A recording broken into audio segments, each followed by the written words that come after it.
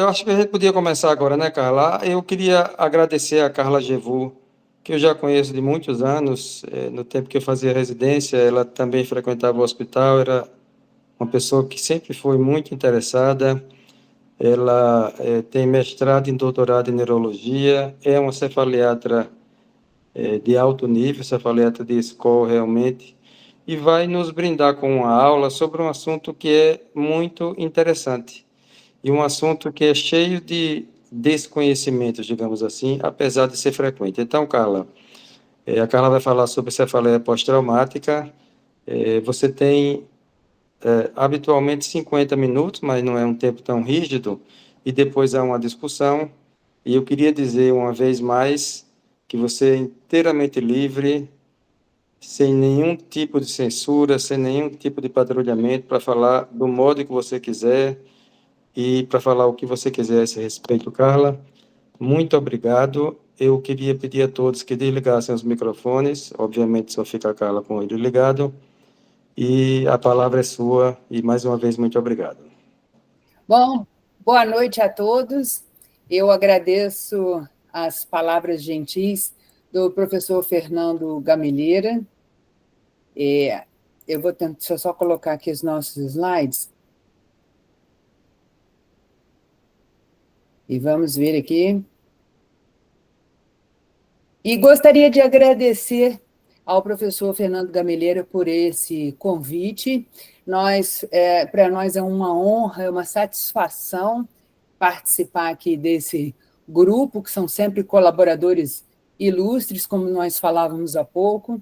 As aulas são sempre de alto nível e com temas de relevância para a nossa prática neurológica diária. Então, é um prazer mesmo, muita satisfação estar aqui. O Gameleira já é conhecido, né, por esse incentivo na área de neurociências no Brasil, e nós assim estamos muito satisfeitos com esse grupo de estudos dele, professor Gilberto de Macedo. Isso nos ajuda muito no dia a dia nas tomadas de decisões. Então, realmente, assim, é um orgulho para mim estar aqui participando. E hoje o nosso assunto será a cefaleia atribuída a trauma ou lesão cefálica. Vamos falar um pouco sobre classificação, as características e tratamento desse tipo de cefaleia.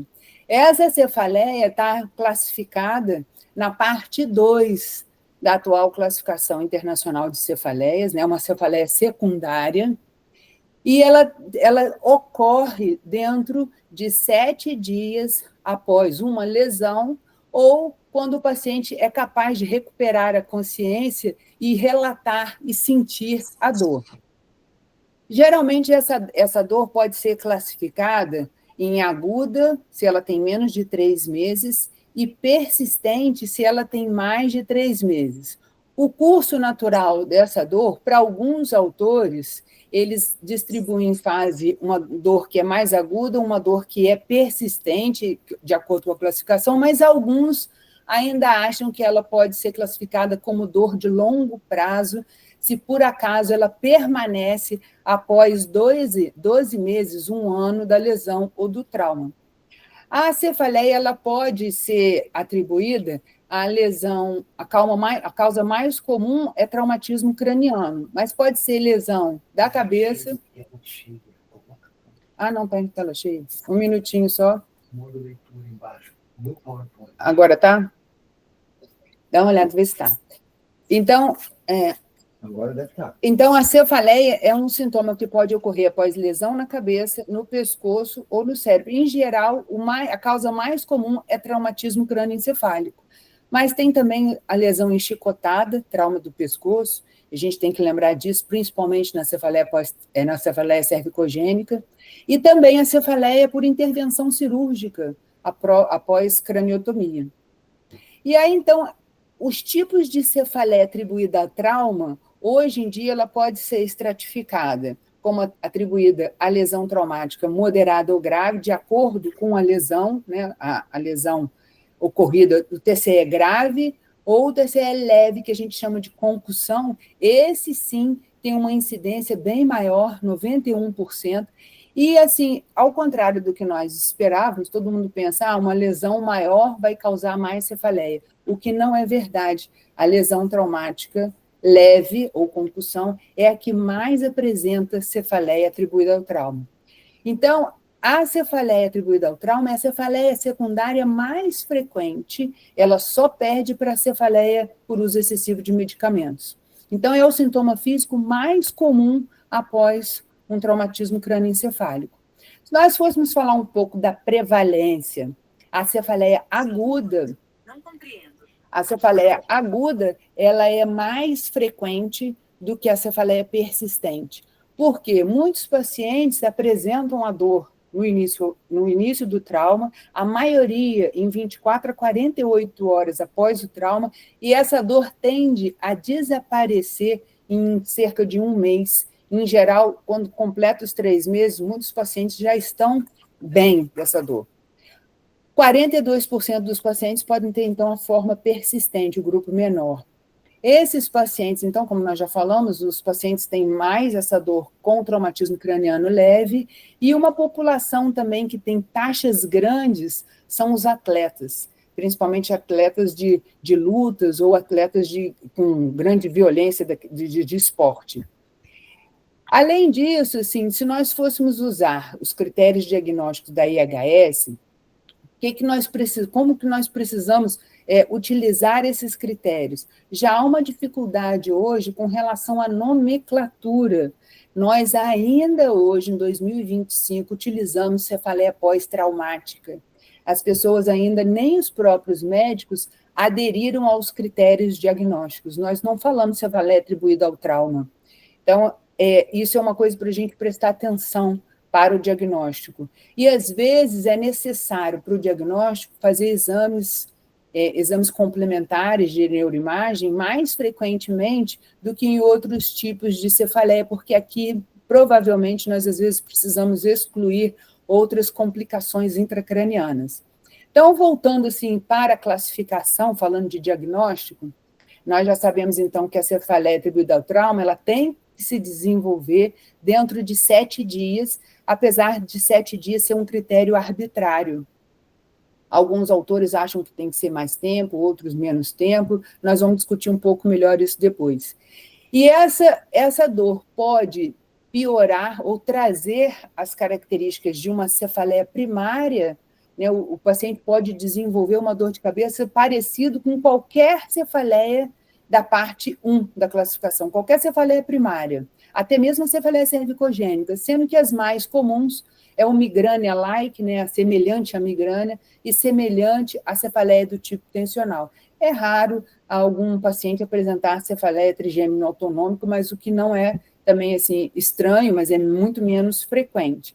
Então, é uma nova cefaleia com características de alguma cefaleia primária, ou então o paciente não tem uma nova cefaleia, né? Ele desenvolveu uma piora da cefaleia que ele já tinha, uma cefaleia pré-existente.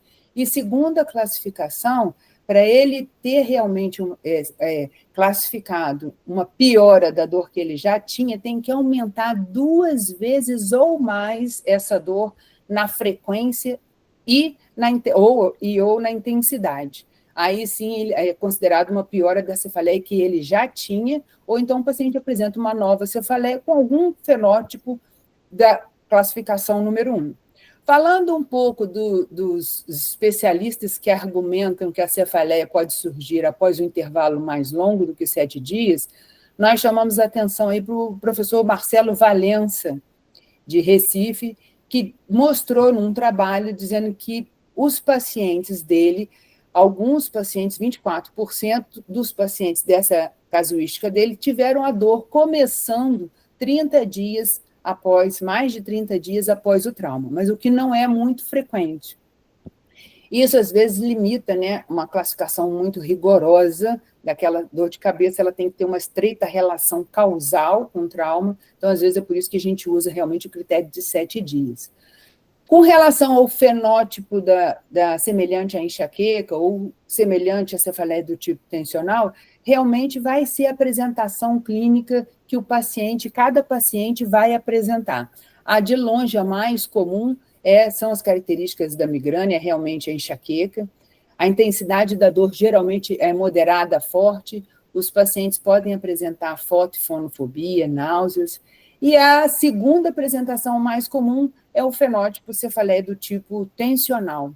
E aí sim, aqui o paciente apresenta uma dor mais bilateral, em aperto, em pressão e de intensidade leve a moderada. Mas nós estamos falando de um grupo muito heterogêneo de cefaleias. Nós vamos discutir isso melhor agora, mostrando para vocês esse trabalho esses autores, eles foram avaliar as características da cefaleia atribuída ao trauma, a cefaleia aguda. Então, eles avaliaram 100 pacientes no departamento de trauma da Universidade de Viena, e eles fizeram entrevista telefônica entre 7 e 10 dias e depois de 90 a 100 dias. E aí o que eles observaram foi o seguinte: a maioria desses pacientes teve dor de cabeça 24 horas após o trauma, 78%. A prevalência da cefaleia aguda é alta, 66%. Então, é importante que nós apreendamos esses novos conhecimentos dessa cefaleia que teve tantos avanços nos últimos anos. Essa dor, geralmente, nesse artigo, a dor durava em torno de 3 dias e a localização ela mais unilateral. E aí a gente vinha agravamento por atividade física, náuseas, fotofonofobia, em média, em torno de 50%. E o que é interessante nesse trabalho é que nenhum dos pacientes desenvolveu cefaleia crônica pós-traumática. Observem que esse trabalho eu coloquei cefaleia crônica pós-traumática, porque essa era a nomenclatura em 2011. Mas esses pacientes todos, a maioria deles no acompanhamento de 90 e 100 dias, já haviam se livrado ou pelo menos diminuído muito essa dor de cabeça. Então, esse trabalho chama a atenção que a dor de cabeça realmente ela é muito forte, ela é muito prevalente, mas ela é muito no início, a cefaleia aguda. Já esse outro grupo de Toronto, eles fizeram um apanhado maior para dizer o seguinte: não há características clínicas definidoras da cefaleia aguda atribuída ao trauma, porque alguns autores gostariam de criar critérios diagnósticos para essa dor de cabeça. Mas a localização não é relacionada ao local do trauma da lesão. Varia muito entre os entrevistados. Muitos desses pacientes apresentaram cefaleia diária no início. E aí nós observamos que a dor em pressão foi muito maior do que a dor latejante. E aí o que difere significativamente do estudo anterior. Os sintomas associados aqui, em vez de 50%, já estão próximos de 70%. Fotofonofobia são os mais frequentes também nesse artigo. Mas esse grupo de Toronto não observou nenhuma diferença significativa da cefaleia atribuída ao trauma aguda, nem por sexo, nem aqueles que tinham história prévia de cefaleia, nenhuma alteração de comorbidade psiquiátrica como ansiedade, depressão, e nem aqueles pacientes que tinham amnésia pós-traumática ou perda da consciência por um tempo maior. Nada disso foi definidor dos critérios da cefaleia atribuída ao trauma aguda. E esse trabalho também chama atenção para duas coisas importantes. Então, ele diz que não há características clínicas, que esse grupo, a frequência, a localização da cefaleia, todos esses dados foram muito heterogêneos, e ele chama, chama atenção para o intervalo entre o trauma e a cefaleia, o início da cefaleia. Esses autores, ao contrário do Marcelo Valença, eles acham que o tempo não deve ser estendido, mas deve ser reduzido entre o período do trauma e o início da dor de cabeça. No trabalho deles, a grande maioria, 92% dos pacientes, apresentaram a dor no intervalo de 48 horas após o trauma. Então, ele acha que quanto menor o tempo, mais você eleva a relação entre o trauma e o início da dor de cabeça, provocando uma relação temporal mais forte e um maior atendimento aos critérios da Sociedade Internacional de Cefaleia. Agora, falando um pouco sobre as características da cefaleia persistente atribuída ao trauma. Então, esse outro grupo, Hakan Ashina, é irmão do Messoud Ashina, conhecido de muitos de vocês aqui. Esse trabalho é de 2020.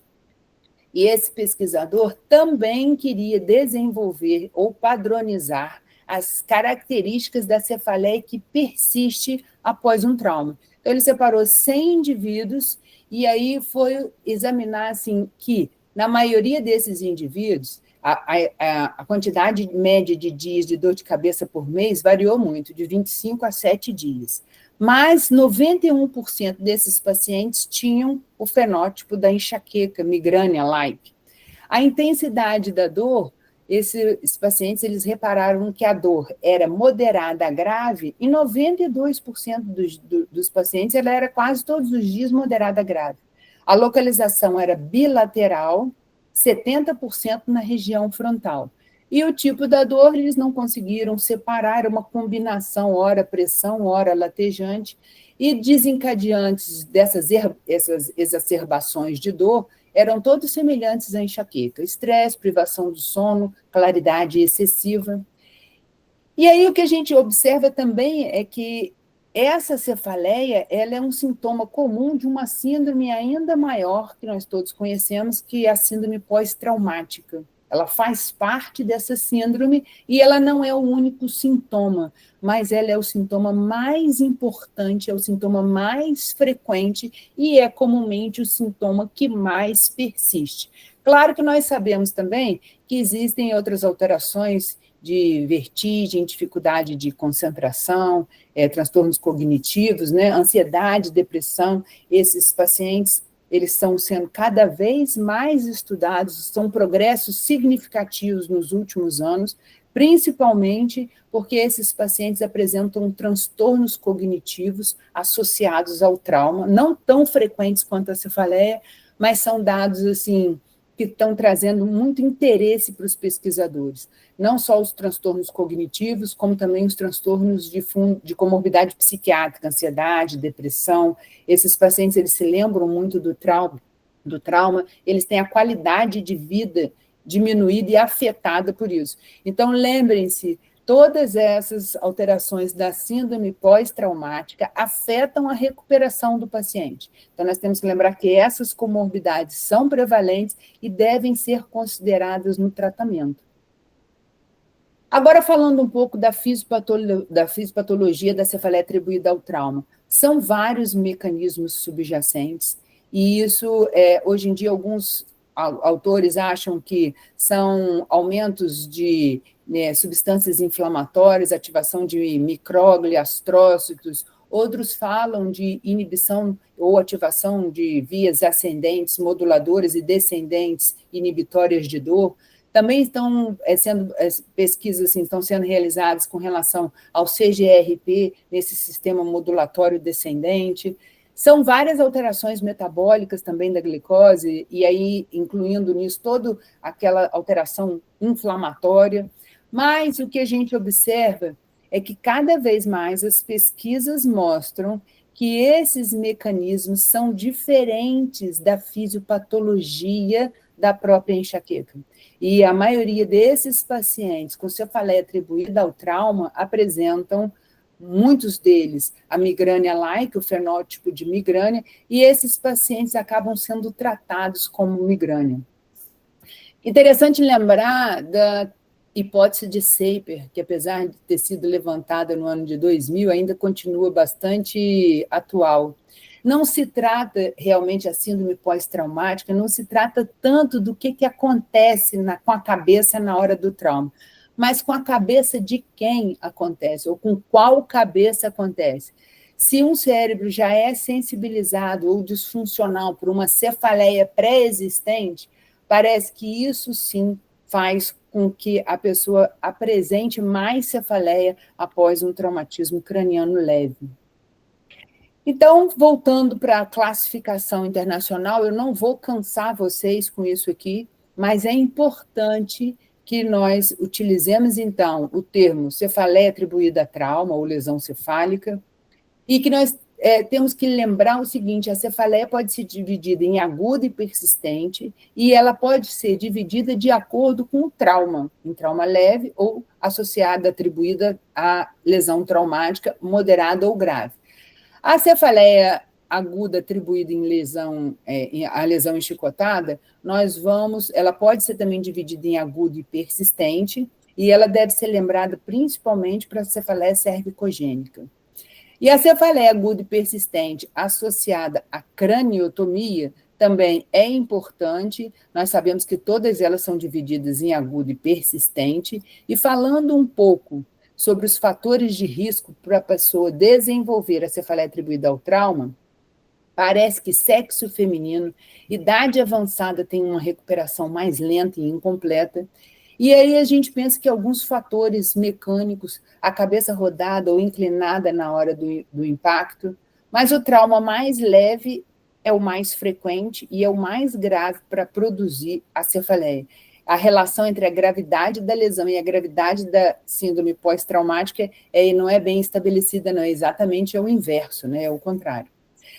Aqui nós sabemos que, eu não vou falar sobre todos esses critérios, mas é só para a gente lembrar, a cefaleia aguda atribuída à lesão cefálica é aquela cefaleia que apareceu nos 3 meses e desapareceu dentro desses 3 meses desde o seu início. A cefaleia aguda atribuída à lesão traumática, a lesão cefálica traumática, ela pode ser dividida na lesão moderada ou grave, de acordo com o TCE. Tem todos esses critérios, a gente não precisa decorar isso está na classificação atual. A cefaleia aguda associada a trauma leve, essa que traz a maior quantidade de cefaleia, parece que a cefaleia ela vai ser mais presente quanto mais sintomas, esses sintomas que são sugestivos de lesão traumática leve, alteração de tonteira, vertigem, instabilidade da marcha, instabilidade postural, pacientes com queixas cognitivas, transtorno cognitivo leve. Parece que quanto mais o paciente tem esses sintomas, parece que mais importante é para eles aparecer com a cefaleia. E aí, então, nós temos que lembrar que a cefaleia persistente, ela tem fatores de riscos separados, assim. E o que ela observa? Quanto maior o número desses sintomas agudos, mais fácil é do paciente permanecer com aquela cefaleia por mais de 3 meses, ter uma recuperação mais arrastada, prolongada. Parece que os adolescentes também, não sei se por esportes, eles são a idade adolescente e o sexo feminino é mais comum para a cefaleia persistente, atribuída ao trauma. Lembrar que não existe cefaleia pós-traumática, não, esse termo já foi substituído, cefaleia atribuída ao trauma, e ainda mais uma coisa para a gente lembrar, cefaleia crônica, cefaleia persistente não é cefaleia pós-traumática, também não é cefaleia crônica, é cefaleia persistente, o termo crônico não existe mais, foi substituído, e às vezes a gente volta, até os trabalhos mais novos falam em cefaleia pós-traumática e não aderem a essa nova classificação. A cefaleia persistente atribuída à lesão cefálica, ela, claro, ela vai persistir por mais 3 meses dentro do seu início, nós não vamos ficar observando todos esses critérios. E aqui falando da lesão enchicotada, claro que o trauma de movimento de aceleração e desaceleração é a mais comum dessas lesões de pescoço para fazer essa lesão em chicote. Geralmente isso acontece em acidente de veículo motorizado. É um sintoma, assim, é uma constelação de sintomas cervicais assim, que nós precisamos considerar, especialmente nesse caso, a cefaleia cervicogênica. Lembrando que o mais comum de cefaleia atribuída à cirurgia, craniotomia, são as lesões de cirurgias de base de crânio.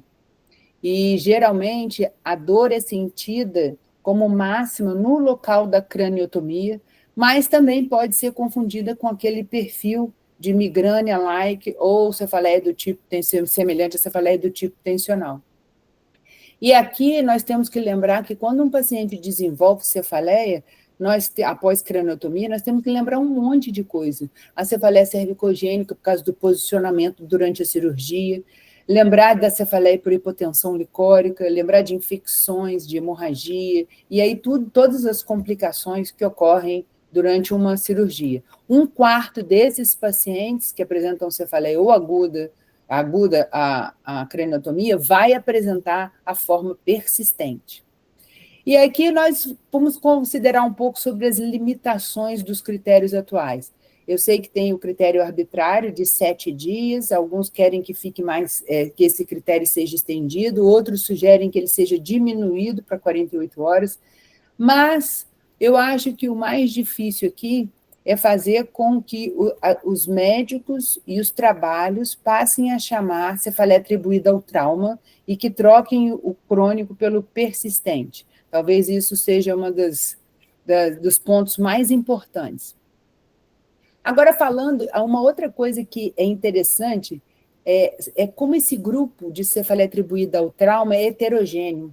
Então, nós temos a população que nós falamos agora, tem o pessoal que é associado ao trauma de esporte, ainda temos que lembrar dos militares. Isso traz muita dificuldade para os estudos, assim, para tornar isso mais transparente. E aí, a cefaleia atribuída ao trauma no esporte, o que a gente observa é que a recuperação é mais prolongada ainda nesses pacientes que têm uma concussão leve por esportes. Nós não sabemos exatamente por quê, mas esses pacientes que apresentam a cefaleia atribuída ao trauma ligada ao esporte, a maioria vai tornar a dor persistente. E os esportes de alto risco, esses esportes, futebol americano, isso é mais comum fora do Brasil, e no Brasil também tem muita luta marcial, outros esportes assim, que também são importantes e que desencadeiam essa cefaleia. E aí, essa cefaleia ainda também não é muito estudada. E a Sociedade Médica Americana de Medicina Esportiva, ela está tentando não só investigar, mas como colocar a cefaleia atribuída ao trauma no esporte como um subtipo clínico de concussão e investigar melhor esse tipo de cefaleia. E a cefaleia atribuída aos militares? A gente observa que é grande, a prevalência e a incidência é grande, é bem maior também nos casos de traumatismo leve, que a gente chama de concussão cerebral, e os militares com TCE leve, apresentando episódios de cefaleia, assim, de uma maneira geral, tem uma prevalência alta, 98% de cefaleia atribuída ao trauma.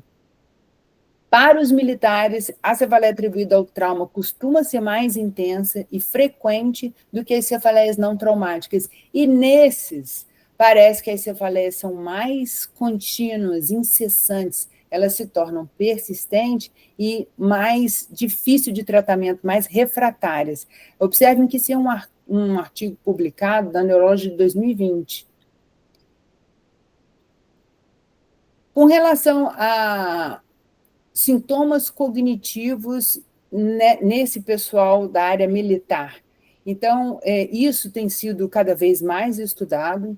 Claro que os dados atuais sugerem que a cefaleia atribuída ao trauma e migrânia são distúrbios distintos, mas a história de migrânia prévia parece aumentar mais a cefaleia atribuída ao trauma e parece piorar mais, deixar uma forma mais persistente.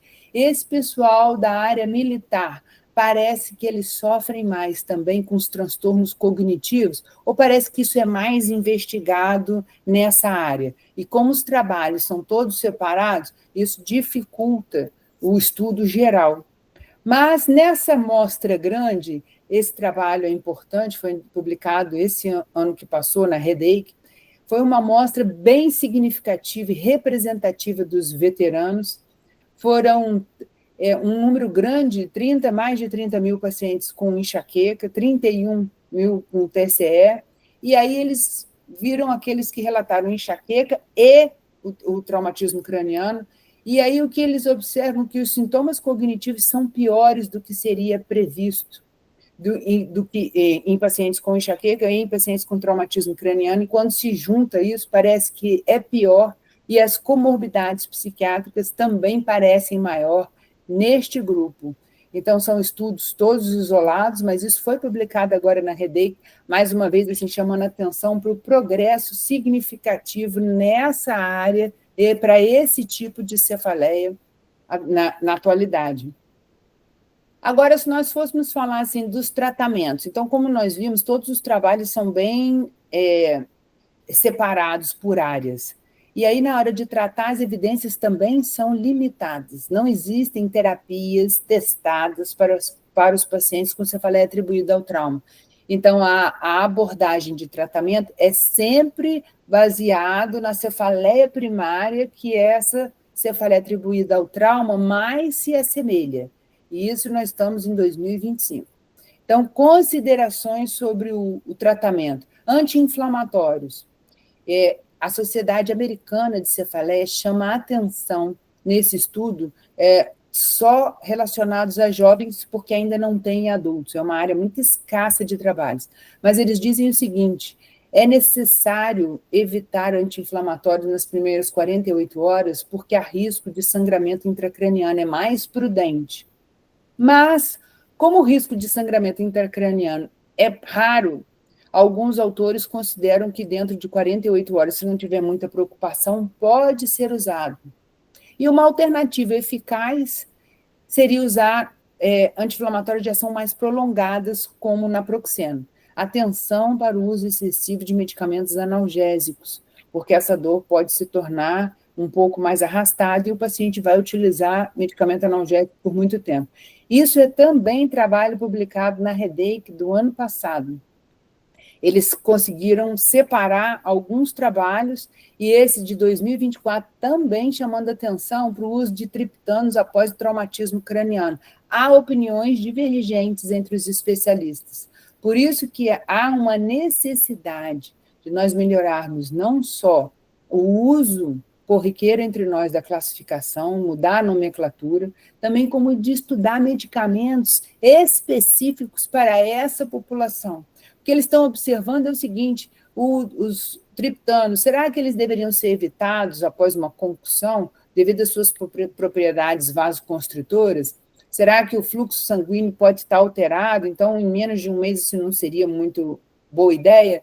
Mas outros autores dizem que se sentem confortáveis para usar o triptano conforme necessário. Não há estudos, são opiniões de expert. Então, os triptanos, eles foram úteis, pelo menos para os soldados, tem uma grande quantidade de artigos publicados nessa área, e aí, novamente, aquilo tudo separado, então a gente consegue ver que tem populações que já usaram e não tiveram problema com isso.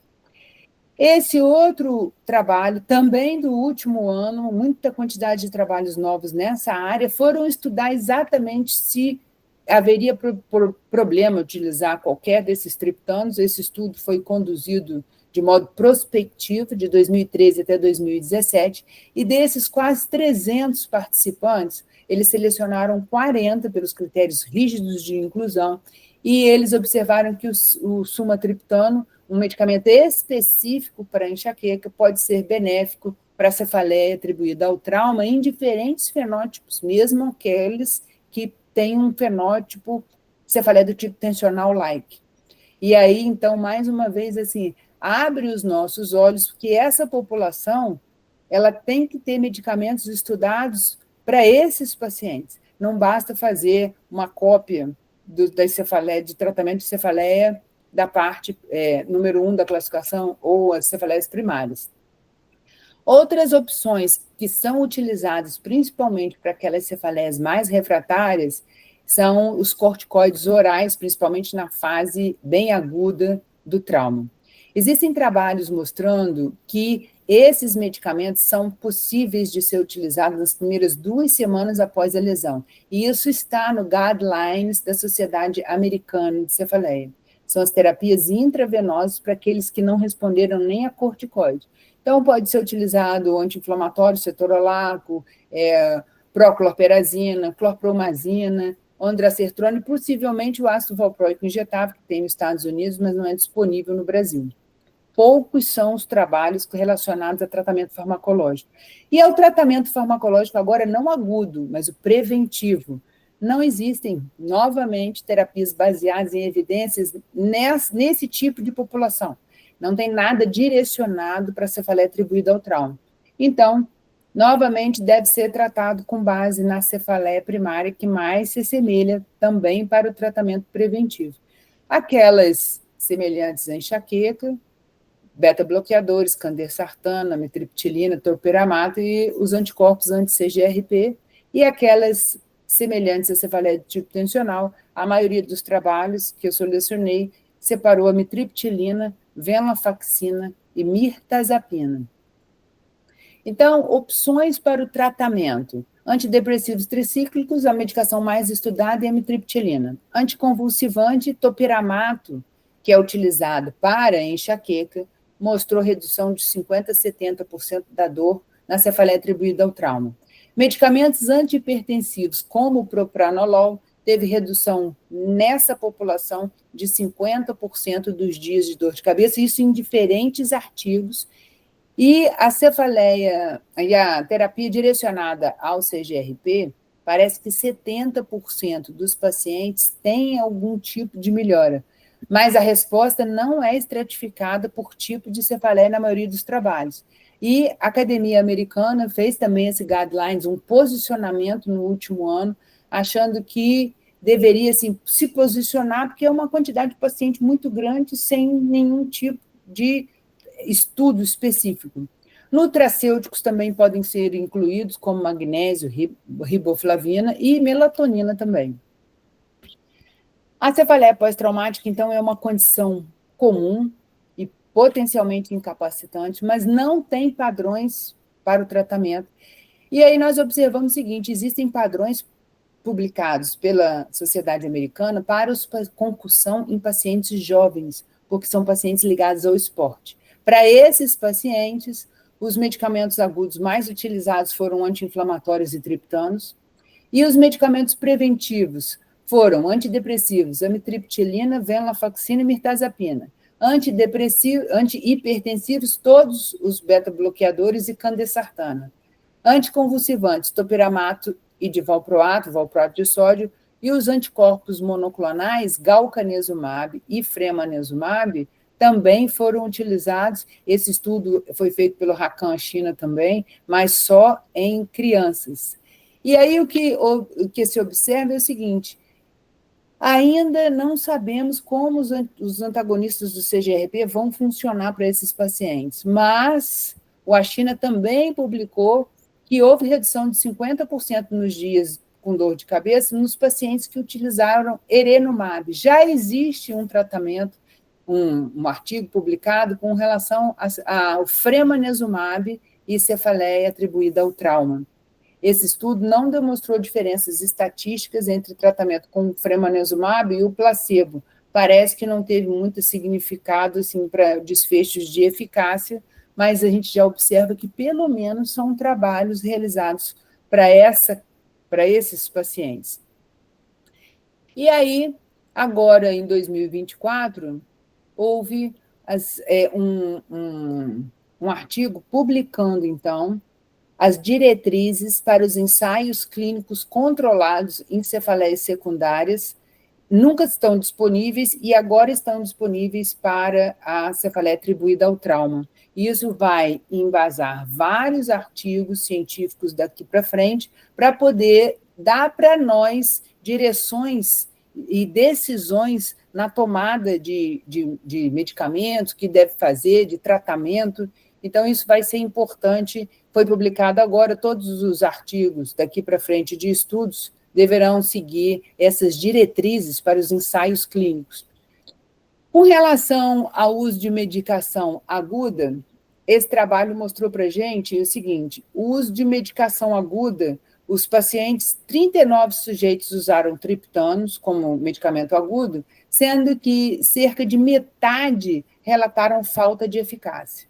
Então, assim, de novo, os pacientes usam medicamentos para a dor que mais se assemelha. Como medicação preventiva, 63 sujeitos tinham histórico do uso de medicação preventiva, sendo que desses, 79 desistiram, falharam em pelo menos um medicamento preventivo e quase 20% falharam em 4 ou mais medicamentos preventivos, mas todos específicos para enxaqueca, mostrando aqui, chamando a atenção dos desafios desse tratamento, desse tipo de dor. Nós sabemos que a Sociedade Americana de Cefaleia, ela sugere que esses medicamentos devem ser evitados, não só os ergóticos, mas especialmente os opioides e lá os barbitúricos, devem ser evitados devido aos seus efeitos colaterais e principalmente pelo potencial de causar cefaleia associada ao uso excessivo de medicamentos.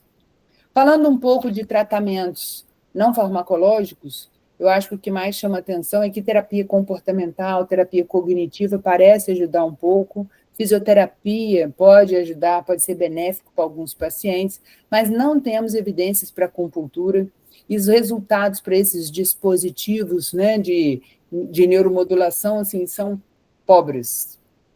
Assim, não tem recomendação para isso.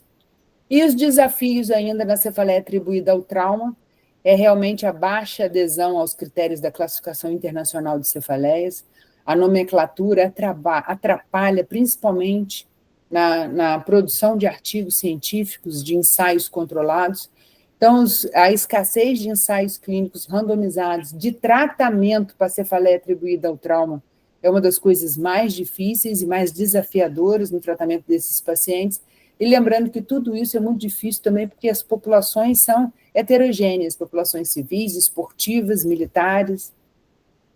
E aí, para a gente lançar uma animação assim, para os tratamentos emergentes, lembrar aí o professor Dold que a equipe dele publicaram no último ano esse desenvolvimento de bloqueadores de canais de potássio, cálcio dependente, que parece ser importante, principalmente para a cefaleia atribuída ao trauma persistente.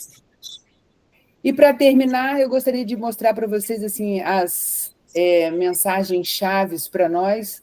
Eu acho que o importante é avaliar a comorbidade. Por enquanto, nós vamos continuar guiados pelo fenótipo mais parecido de uma cefaleia primária, porque nós estamos ainda na ausência de evidências específicas. Cuidado com o uso excessivo de medicamentos para esses pacientes e lembrar que a abordagem deve ser multidisciplinar, principalmente para os pacientes mais complexos, e lembrar que, às vezes, a cefaleia está dentro da síndrome pós-traumática. Os desafios ainda são muito importantes nessa dor, por quê? Porque as drogas convencionais para tratar a enxaqueca carecem de eficiência desses pacientes, principalmente porque o mecanismo de dor subjacente parece ser bem diferente. Então, é um ônus significativo na qualidade de vida desses pacientes, e a nossa conclusão é que ensaios clínicos randomizados sejam direcionados para a cefaleia atribuída ao trauma. Muito obrigada pela atenção de vocês, uma boa noite. E aí nós podemos agora participar da discussão, né? Isso, Carla, muito obrigado. A sua exposição foi muito clara de um assunto que, na verdade, apesar de ser frequente, é pouco falado, é pouco conhecido. E eu queria, então, inicialmente, franquear a palavra aos colegas para ver se alguém quer fazer alguma manifestação. Depois eu tenho algumas manifestações. Algum Eu colega queria ou algum fazer colega? umas. Eu queria parabenizar a Carla, competentíssima, como sempre, por isso que é a minha parceira de vida há quase 20 anos, e eu fico muito confuso com esse tipo de cefaleia. Eu acompanhei vários casos, principalmente entre policiais militares. Eu acho que essa cefaleia, como critério de definição, até hoje, é muito problemática. Esse negócio de fazer guidelines para fazer estudos não vai resultar em nada inicialmente, mesmo porque ninguém sabe definir essa dor. É um paciente que piora da sua migrânia primária por causa dessa dor? É um paciente, por causa do trauma, é um paciente que piora da sua cefaleia do tipo tensional por causa do trauma? Ou é um paciente com uma cefaleia totalmente nova? Isso é muito difícil caracterizar. Estresse pós-traumático, sobretudo em policiais militares e sobretudo do Rio de Janeiro, também pode cursar com cefaleia, sem que tenha havido algum trauma. O trauma leve, moderado ou forte pode provocar esse tipo de cefaleia de forma diferente. Então, é muito difícil buscar medicamentos que atuam primariamente em pacientes com migrânia, pacientes com dor do tipo tensional. Isso é extremamente problemático para nós caracterizarmos. Agora, o que eu queria lhes dizer é que trauma moderado de crânio, principalmente em atletas de artes marciais e em policiais militares, que frequentemente levam pancada na cabeça, até mesmo em treinamento, uma boçalidade que ainda é presente, pode sim levar a cefaleia de início recente, completamente nova, começando antes de 7 dias. O problema é, nenhum medicamento, a não ser sintomático, pode melhorar esses pacientes. E eu acho que nós não vamos ter tão cedo a possibilidade de fazer estudo randomizado, duplo cego, comparando uma estratégia com outra, se nós não sabemos nem sequer caracterizar e definir esse tipo de dor. Mas eu acho que a sua aula foi muito elucidativa, esses critérios que vêm mudando ao longo do tempo. Quem começou a se dedicar a isso na área de cefaleia foi o Doldick, que infelizmente largou a cefaleia e hoje é um gestor de uma grande empresa de saúde. O Hakan China não é o irmão do Messoud, o irmão é o Said, é o filho que você conhece, que nós conhecemos lá em Copenhague, e que é um jovem brilhante, extremamente estudioso, que gosta dessa área de cefaleia ligada ao trauma, ou decorrente de um trauma, como queiram denominar. Mas eu acho que foi muito boa a sua aula, eu agradeço, eu fui testemunha de quanto tempo você levou revendo esses estudos para preparar essa aula. Obrigado. Obrigado pelas palavras, Abushi. E queria te dizer o seguinte, são vários Achinas, né? São 3. Então, eu confundo quem é quem. Mas o Hakan tem feito muito estudo nessa área, e esse guidelines da Sociedade Americana de Dor, a Sociedade Internacional Americana, acho que das duas eles estão tentando fazer, esse guidelines tem uma área, um dos critérios o paciente não pode ter nenhum tipo de comorbidade psiquiátrica, ansiedade ou depressão, para afastar e clarear bem esses pacientes. Talvez realmente seja o que você disse, seja uma classe muito difícil não há uma característica típica dessa dor, mas esses pacientes não estão melhorando com medicamentos de enxaqueca e com medicamentos para cefaleia de tipo tensional. É preciso estudos para essa população. É uma quantidade muito grande de gente, de pacientes não atendidos. Gameleira está com o microfone desligado. Desculpa. Algum colega tem alguma outra consideração? Bem, Carla, eu tenho uma consideração. Eu achei muito interessante quando você introduziu o conceito de que a cefaleia atribuída ao trauma pode e frequentemente faz parte da síndrome pós-concussional. Os autores franceses descrevem a síndrome pós-concussional como uma síndrome subjetiva frontal pós-TCE. Eu acho isso uma comparação muito pertinente, porque na síndrome pós-concussional a gente também tem quadros que são leves e que são transitórios, e tem quadros que são muito mais arrastados, e alguns até permanentes. Então, eu queria saber, existe nessa fisiopatologia da síndrome, da cefaleia atribuída ao trauma, a possibilidade de ser um subtipo de síndrome frontal, ou não se tem isso? Muito obrigada pelas considerações aí, Gameleira. E aí, o que você está dizendo é exatamente o que eles estão tentando estudar agora e avaliar melhor isso.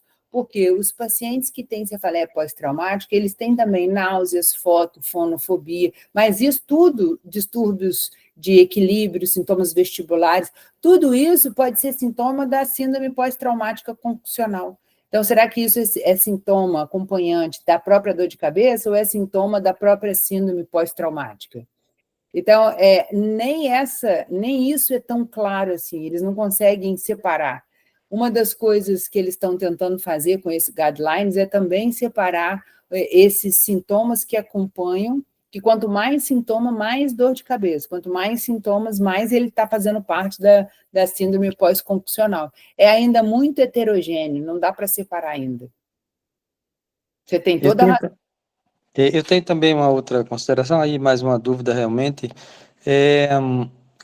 Como é que se comporta, ou melhor, qual é a diferença no comportamento entre a cefaleia atribuída ao trauma numa pessoa que já tinha uma cefaleia primária para uma pessoa que não tinha esse tipo de cefaleia? Como é...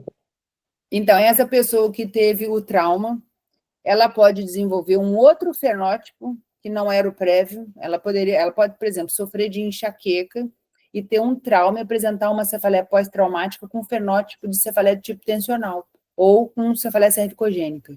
Pode não ter nada a ver com a cefaleia pré-existente. Ou ela pode apresentar a cefaleia que ela já tinha aumentada em 2 vezes na frequência e ou na intensidade, para você dizer que ela teve uma cefaleia pós-traumática piorada pelo trauma. Ela teve a cefaleia pré-existente foi piorada pelo trauma, o que é uma cefaleia pós-traumática, mas aí ela receberia os 2 diagnósticos, uma cefaleia pré-existente e a cefaleia atribuída ao trauma. Pela classificação, sempre quando você tem uma cefaleia secundária, você pode ter o diagnóstico de uma cefaleia primária. Por exemplo, um paciente que tinha enxaqueca e começou a usar excessivamente medicamentos analgésicos. Então, ele pode ganhar os 2 diagnósticos, cefaleia do tipo migrânia e cefaleia secundária atribuída ao uso excessivo de medicamentos analgésicos. Aí ele ficaria com 2 diagnósticos, mas ele tem que aumentar em 2 vezes a frequência de dor, ou a intensidade da dor, tem que piorar muito. E em estreita Obrigado, relação com o trauma, né? obrigado, Carla. Eu achei essa consideração muito importante, porque ajuda muito a caracterização. Algum outro colega tem alguma consideração, alguma pergunta? O Sidney tem uma pergunta escrita aí. Quer que eu leia? Leia, Pode. porque eu não consegui ler. Ok. Parabéns, Carla. No meu dia a dia, o número de pacientes que você fala é pós-traumática no meu consultório. Eu acho que faltou alguma coisa. Quando converso com os colegas, também não vejo tantos relatos. É um erro nosso? Pergunta ele. Eu acho que a cefaleia pós-traumática ela está presente, sim. É uma dor não só com alta incidência, com alta prevalência. Então, o que falta é a gente observar mais. Às vezes a gente esquece de observar. Eu tive um paciente recentemente que ele sofreu um assalto e ele, na verdade, ele levou um tapa com muita força na cabeça. Ele falou que a cabeça chegou a ir para frente, voltar. Esse paciente teve comigo, começou a utilizar medicamento, não teve resposta. Um medicamento para enxaqueca, porque a dor que ele desenvolveu tinha um fenótipo de migrânia. E ele fez. E aí ele já tinha feito exames internado. Aí ele foi para São Paulo, foi internado de novo em São Paulo, fez vários exames de novo, ressonância, antirressonância, pesquisando dissecção arterial, a gente tem sempre que lembrar das artérias do pescoço, quando o trauma é muito grande, fez todo tipo de tratamento, voltou com a mesma dor de cabeça. Não há resposta, eles não melhoram com nada. Ou a dor de cabeça um dia para de existir, ou os tratamentos que nós utilizamos, baseados na dor que eles parecem, né, assim, migrânia-like, não resolve para essa população. Eles precisam ter algum tipo de amenização dessa dor.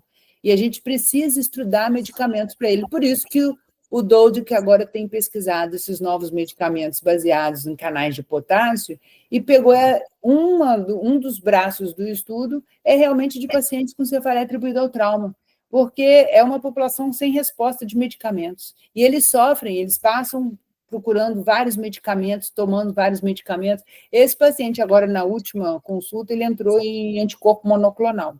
Eu ainda não tenho resultado, porque tem muito pouco tempo, mas é frequente na prática clínica. Eu queria fazer um comentário sobre isso que você falou. Nós sabemos que o CGRP, a expressão do CGRP aumenta em vários tipos de cefaleia e em vários tipos de dor. Tanto que há estudos das terapias anti-CGRP para dor visceral, para dor associada ao trauma, embora os primeiros tenham sido publicados agora e não tiveram resultados assim, extremamente positivos, mas há outros. Agora, eu queria colocar para vocês o relato, embora seja relato de um caso só, é bem emblemático, porque envolve pessoas ligadas à área. Existe um grande cefaliatra nos Estados Unidos, Lawrence Newman, do grupo do Silberstein, da Filadélfia, cujo Esse filho... caso é bem emblemático. Pois é.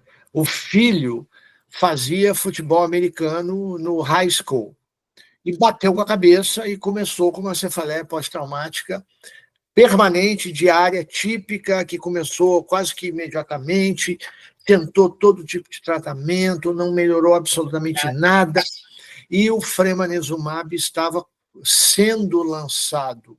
O Lawrence Newman recorreu ao Marcelo Bigal, que na época era da Teva, usaram com ele a dose que vinha sendo investigada, que não era 225, era 675, e ele, assim, como que de um dia para o outro, após a aplicação, ficou completamente sem cefaleia. Hoje é um quase médico, na Austrália, faz faculdade de medicina na Austrália, já está no fim da faculdade de medicina, e todo mundo pode aventar o seguinte: não, a cefaleia pós-traumática dele acabou, por coincidência, no dia seguinte a ele ter usado o fremanezumab. Sim, pode acontecer. Mas é um caso interessante. E há outros estudos, porque eu até participei de alguns que começaram há algum tempo atrás, com terapias anti-CGRP em cefaleia associada ao trauma e que ainda não foram terminados. Aí, Gameleira, você está vendo que só essa reunião aqui hoje, ninguém mais falou em cefaleia pós-traumática. Todo mundo já falou em cefaleia atribuída ao trauma. Então, o seu papel na neurociências do Brasil está cada vez maior. A você, nossos agradecimentos.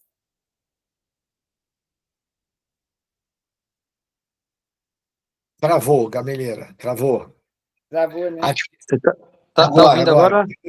Agora eu acho que esse caso, Augusto, que você falou, não é coincidência.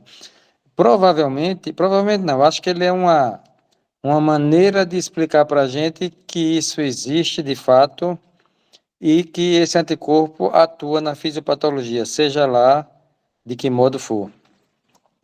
E para a gente, então, passar a valorizar isso. Eu acho que o subdiagnóstico de cefaleia atribuída ao trauma provavelmente tem a mesma razão como é subdiagnosticada a síndrome pós-concussional, especialmente quando é transitória, porque aí passa como se fosse uma coisa qualquer e não é. Mais um caso desse rapaz aí do futebol americano, certamente, se perguntar a ele, ele vai ficar com raiva se alguém disser que foi coincidência, porque seria muita coincidência. Para ele foi muito claro, né? Para ele mudou a vida dele.